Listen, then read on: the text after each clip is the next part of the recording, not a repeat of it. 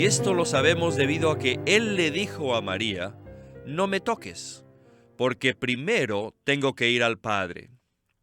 Entonces, cuando él regresó, le dijo a Tomás que le tocara. Y esto prueba que antes de su ascensión pública, que ocurrió 40 días después, él tuvo una ascensión secreta. Dos ascensiones, una secreta y la otra pública. Bienvenidos al Estudio Vida de la Biblia con Witness Lee. Esperamos que este Estudio Vida los introduzca en un disfrute más profundo de las Escrituras y de nuestro querido y precioso Señor Jesús. Visítenos en nuestra página de internet radiolsm.com y allí podrán escuchar gratuitamente todos los programas radiales del Estudio Vida. Nos acompaña en esta ocasión el hermano Ley Bustillo. Siempre es un gusto tenerte, hermano Ley. Muchas gracias por invitarme de nuevo. Estos mensajes al final del Evangelio de Juan están llenos de un contenido profundo y de mucha verdad. Creo que todos estamos de acuerdo en que hay mucha revelación, no solo para nuestro entendimiento, sino más que todo para nuestra experiencia. Hoy en el capítulo 20 tenemos otra porción muy profunda, el primer ascenso del Señor y la venida del Consolador. Hermano Ley, ¿nos podría explicar esto y a la vez darnos una introducción? En el capítulo 20 de Juan tenemos la realidad de lo que el Señor reveló concerniente a su proceso en el Evangelio. El Señor enfatizó que Él tenía que morir en la cruz para poder entrar en los discípulos como el Cristo neumático, con el propósito de morar en ellos. Es por esto que la primera mitad del Evangelio enfatiza que Él se hizo carne y fijó tabernáculo con la humanidad. Pero la meta de Dios era entrar en su gente escogida y redimida, y no solamente estar en medio de ellos. Cuando el Señor vino y sopló en sus discípulos y les dijo, recibid el Espíritu Santo, el proceso ya había sido consumado.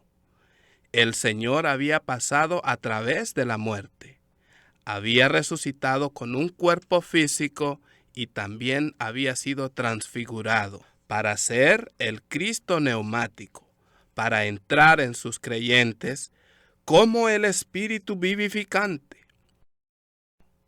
Está también el asunto precioso de su ascensión secreta al Padre. El Señor siempre se ocupó del deseo y el interés del Padre. Ascendió al Padre de una manera secreta para presentarse a sí mismo en la frescura de su resurrección para el disfrute y satisfacción del Padre. En resumen, entonces, en el capítulo 20 tenemos una revelación del Cristo que ha completado el proceso. Por un lado fue la primicia de la resurrección para el deleite del Padre, y por el otro fue hecho el Espíritu vivificante que mora en nosotros como nuestra vida para el edificio de Dios. Muchas gracias y vayamos al mensaje con el hermano Witness Lee. After he appeared in resurrection to his seeker. Después que el Señor Jesús se apareció en resurrección a los que le buscaban, He ascended to the Father. Él ascendió al Padre, And this ascension is a secret one. And the day y esta ascensión fue en secreto el día de su resurrección. El mismo día de la resurrección, en la madrugada, Él tenía que ir al Padre. Pero más tarde, al anochecer, Él regresó. Pero, ¿cómo podemos saber esto? Y esto lo sabemos debido a que Él le dijo a María, no me toques, porque primero tengo que ir al Padre. Entonces, cuando Él regresó, le dijo a Tomás que le tocara. Y esto prueba que antes de su ascensión pública, que ocurrió 40 días después, Él tuvo una ascensión secreta. 2 ascensiones, una secreta y la otra pública. Esta ascensión secreta al Padre, que fue en secreto, fue el cumplimiento completo de la predicción acerca de su ida que Él dijo en Juan 16:7. Si no me voy, no podrá venir el Consolador, mas si me voy, yo os lo enviaré.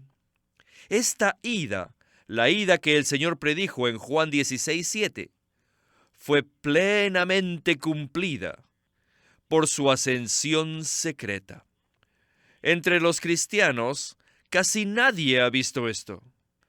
Todos los libros que han sido escritos acerca de este tema dicen que la ida que el Señor predijo en el capítulo 16:7 fue cumplida en Hechos capítulo 1.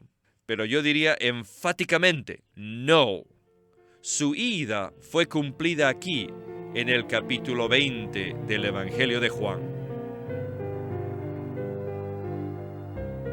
Bueno, hermano, estamos viendo hoy el hecho de que el Señor Jesús, en el día de su resurrección, ascendió al Padre secretamente.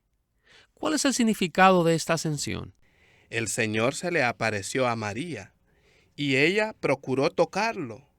Él le dijo, no me toques, porque aún no he subido a mi Padre. Pero más adelante, en este mismo capítulo, cuando se apareció a los discípulos, lo hizo no solo como aquel que había resucitado, sino también uno que de manera secreta había ascendido al Padre.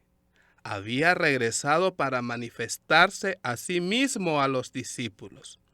Así que si estudiamos el texto, veremos que el Señor, inmediatamente después de su resurrección, se propuso y logró ascender al Padre. Esta ascensión es obviamente diferente a la ascensión pública y gloriosa que lo llevó a su entronización oficial como el Señor, el Cristo y el Rey de Reyes en los cielos. Ahora, con respecto al significado de la ascensión secreta, debemos darnos cuenta que el Señor hizo todo en unidad con el Padre. Habló la palabra del Padre, hizo la voluntad del Padre, llevó a cabo la obra del Padre, buscó la gloria del Padre. Aún al final de Juan 14, indicó que Él murió por amor al Padre. Todo lo que Él vivió era para la satisfacción del Padre. Ahora, en Juan 20, Él tuvo una ascensión secreta para presentarse al Padre en la frescura de su resurrección y para el deleite y satisfacción del Padre. Esta ascensión secreta es el cumplimiento de una tipología en el Antiguo Testamento, que dice que las primicias de la cosecha deberían ser llevadas no al granero, sino a la casa de Dios. Sabemos por medio de 1 Corintios 15 que Cristo es la primicia de la resurrección. Si ponemos juntos la tipología, la palabra en 1 Corintios 15 y el relato en Juan 20, vemos que el Señor, como la primicia en resurrección, se presentó a sí mismo al Padre en los cielos para la satisfacción del Padre. Esto afirma el principio de que las primicias son del Señor. A veces nosotros, los lectores de la Biblia, no apreciamos cosas como estas, porque nos enfocamos en nuestros problemas, nuestras necesidades y situaciones, en lo que el Señor es para nosotros y lo que el Señor ha hecho por nosotros. Pero también necesitamos prestar atención no solamente a nuestras necesidades y a lo que Cristo hace por nosotros y lo que es para nosotros, sino también lo que Cristo es para Dios.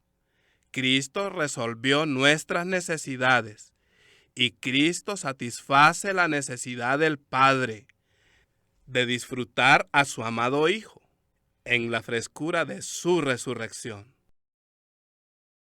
Con este propósito, el Señor, motivado por el amor al Padre, ascendió secretamente para presentarse a sí mismo al Padre en la frescura de su resurrección, para el deleite y satisfacción del Padre. Cuanto más considero esto, más aumenta en mí el aprecio y dulce cariño por esta persona maravillosa, que es nuestro Señor Jesús. Estoy muy de acuerdo con usted, hermano Ley. No hay duda de que teniendo un cuadro claro de todo esto, nuestro aprecio por el Señor aumenta más y más. Continuamos entonces con el mensaje de hoy. Brothers and sisters, Hermanos y hermanas, never forget nunca se olviden the eternal word took 2 steps. que el Verbo eterno tomó 2 pasos. El Verbo se hizo carne, y la carne, que era el último Adán, o el postrer Adán, fue hecho espíritu vivificante. Ustedes ya conocen estos 2 versículos, Juan 1:14 y 1 Corintios 15:45. La encarnación fue el primer paso, y la resurrección fue el segundo. En la encarnación, como el Verbo eterno, Él se hizo carne, y en la resurrección, como la carne, como el postrer Adán, fue hecho espíritu vivificante. Él, como el Verbo eterno, se hizo carne para ser el Cordero de Dios, con sangre que Él derramó para nuestra redención. Y después, en resurrección, fue hecho el Espíritu vivificante con el propósito de impartirse a sí mismo en nosotros como vida. Bueno, tenemos que detenernos un poco a meditar sobre esta porción, ya que estamos entrando en la profundidad del proceso. El hermano Lee señaló que el proceso revelado en Juan consiste en 2 pasos. ¿Podría usted repasar estos 2 pasos de nuevo? ¿Qué significado tienen y cuál es la importancia que tienen en el plan de Dios? Los 2 pasos principales son la encarnación y la resurrección. Ambos pasos fueron un proceso de su llegar a ser, y ambos pasos son cruciales para llevar a cabo no solo nuestra redención, sino también el propósito eterno y el plan maestro de Dios. Así que, en el primer capítulo de este Evangelio, Él es revelado como el Cordero de Dios que quita el pecado del mundo.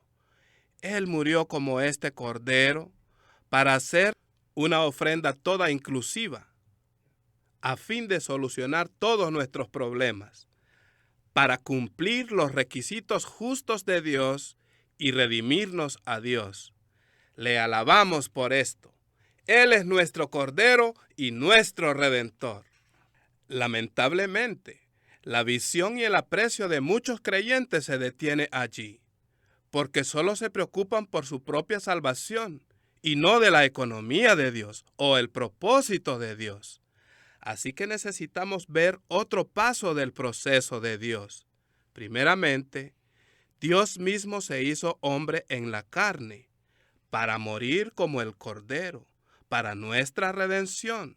Segundo, en resurrección, este mismo Dios hombre, el Cordero, fue hecho el Espíritu vivificante, el Cristo neumático, el Espíritu de realidad, a fin de entrar en nosotros, para hacer nuestra vida, no para redención, sino para el cumplimiento del plan eterno de Dios, que es tener una expresión corporativa de sí mismo en Cristo a través de su pueblo redimido, regenerado y edificado.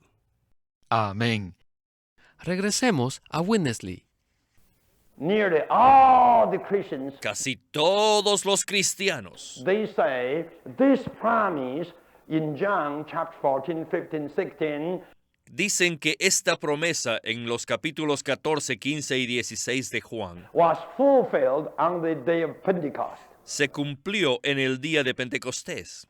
Todos dicen que el Consolador vino en el día de Pentecostés.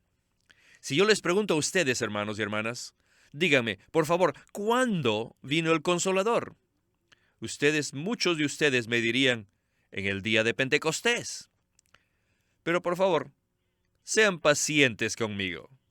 Miren, Lucas 24:49 dice que deben esperar en Jerusalén hasta que se cumpla la promesa del Padre, hasta que sean investidos, revestidos con poder desde lo alto.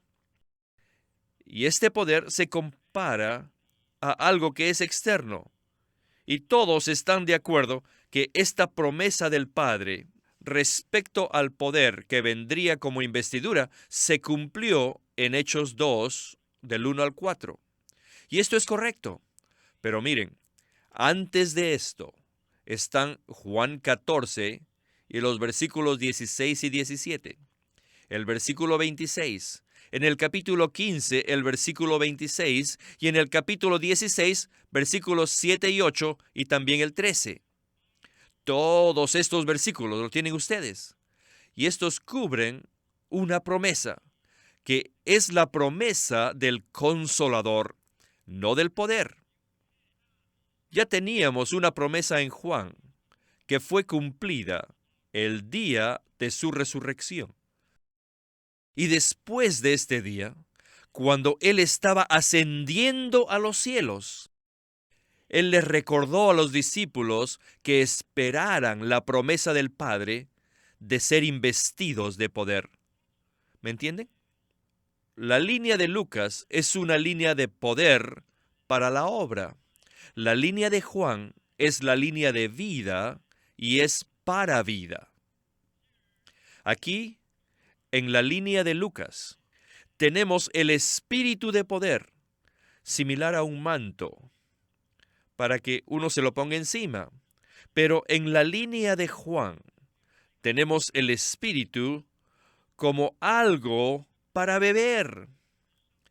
El manto es algo externo para cubrirnos, y la bebida es algo interno para llenarnos por dentro. Y no solo esto. En la línea de Lucas, cuando venía el Espíritu, venía sobre, se derramaba por encima de nosotros como poder. Pero en la línea de Juan, cuando el Espíritu viene, entró en nosotros. El Espíritu de realidad estará en vosotros. Uno es para vida en nosotros y el otro es para poder sobre nosotros. Hermano Ley, en esta porción hemos oído que hay dos promesas de la venida del Espíritu. Una fue cumplida en el día de la resurrección y la otra en el día de Pentecostés. Claro, sabemos que solo hay un Espíritu. Y entonces la pregunta es, ¿vino el Espíritu dos veces? La verdad divina, revelada en las Escrituras, tiene al menos dos lados. Por ejemplo, Dios es uno y también es tres. Dios es triuno. Por un lado, Dios es soberano sobre todas las cosas. Por el otro lado, los seres humanos necesitamos responder a Él. No somos títeres. Cuando veamos este asunto de las dos venidas del Espíritu, creo que van a desaparecer muchas dificultades. El Espíritu es uno. Sin embargo, en nuestra experiencia hay dos aspectos principales. Juan capítulo 20 y otros versículos enfatizan el primer aspecto, Y Hechos 2 y otros versículos enfatizan el otro lado. En Juan, el énfasis es la vida. Por lo tanto, aquí el Espíritu es presentado como aquel que fue soplado dentro de nosotros. Este es el aspecto esencial del Espíritu. Pero también en Lucas 24 y Hechos 1, el Señor habla de la promesa del Padre. Y es que el Espíritu vino sobre los creyentes como un viento recio. Este es el Espíritu de poder.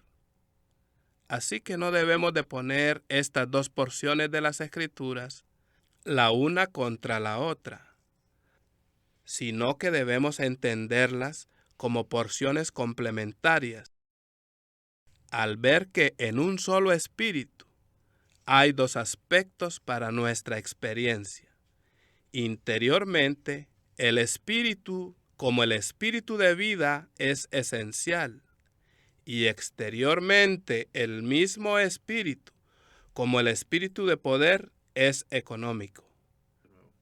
Así que para servir a Dios, al llevar a cabo la economía de Dios, necesitamos el Espíritu, como el Espíritu de vida dentro de nosotros. Y necesitamos el Espíritu como el Espíritu de poder sobre nosotros. Para seguir la línea de este último punto, ya que es muy importante, ¿acaso tenemos experiencias separadas de esto? ¿Es que recibimos primeramente la experiencia del Espíritu de vida y después recibimos la experiencia de poder que nos reviste externamente? Por favor, ayúdenos en este punto. Esta es una pregunta excelente. Debemos darnos cuenta que los eventos principales en la economía de Dios ya fueron cumplidos una vez y por todas. Cristo murió, resucitó y sopló el Espíritu esencial una vez por todas. Cristo derramó el Espíritu de poder sobre su cuerpo en dos fases, pero aún así fue una vez por todas. Ahora, hablemos de nuestra experiencia. Conocemos Juan capítulo 3, verso 8, donde el Señor dijo que el viento sopla donde quiere. No se sabe a dónde va ni a dónde viene. Así es todo aquello que es nacido del Espíritu. Esto me da a entender que hay ciertas cosas que no se pueden predecir o pronosticar, como también que no se puede sistematizar o poner en una caja el poder del Espíritu. En la experiencia de muchos creyentes, como yo, primero recibimos al Espíritu esencial, y ahora Él mora dentro de nosotros a través de nuestra regeneración. Y después nos dimos cuenta que el Espíritu de poder ha sido derramado sobre el cuerpo de Cristo y que podemos aplicarlo en nuestra experiencia una y otra vez. El punto crucial que debemos entender es que el cuerpo de Cristo ya recibió el Espíritu de vida y el cuerpo de Cristo también ya recibió el derramamiento del Espíritu de poder. Así que no existe la necesidad de orar para ser bautizados en el Espíritu. Tampoco existe la necesidad de orar para que Cristo muera por nosotros, o resucite por nosotros, o ascienda por nosotros. Sin embargo, sí necesitamos orar para que el Señor nos dé la experiencia de conocer la plenitud del Espíritu, tanto como vida como de poder. Les pido y les suplico a nuestros hermanos y hermanas en Cristo que dejemos que el viento sople donde quiera y en vez de tratar de sistematizar o esquematizar la experiencia del Espíritu, experimentemos al Espíritu para llevar a cabo la economía de Dios. Gloria al Señor que podemos ser aclarados. Y gracias al Señor que nos permitió tenerle a usted con nosotros, hermano Ley. Esperamos que vuelva muy pronto. Gracias a usted por invitarme.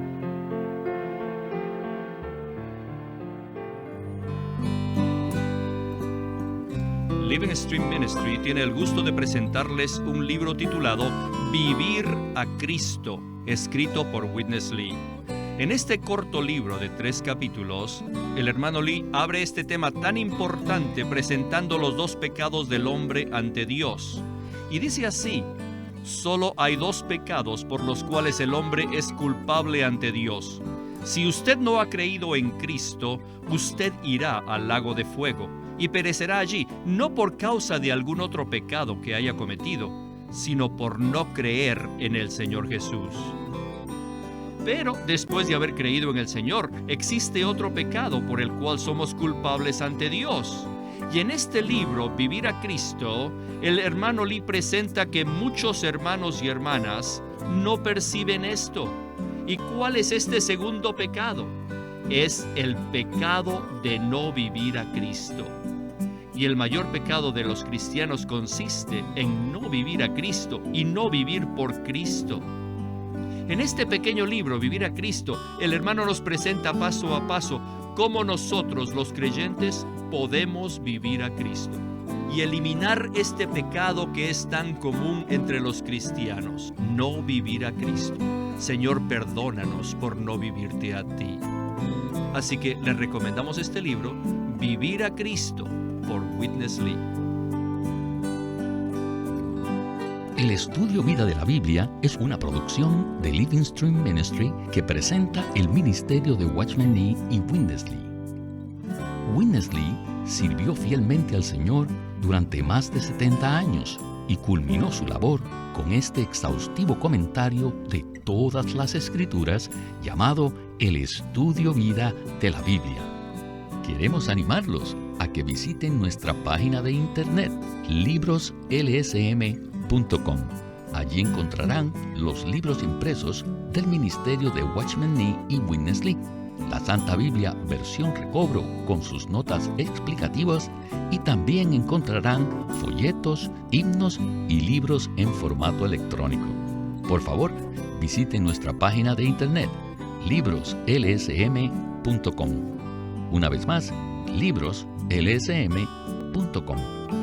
O llámenos a nuestro teléfono gratuito 1-800-810-1149.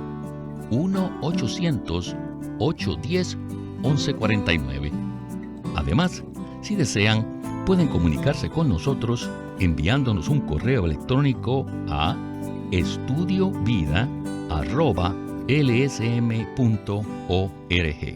Una vez más, estudiovida@lsm.org.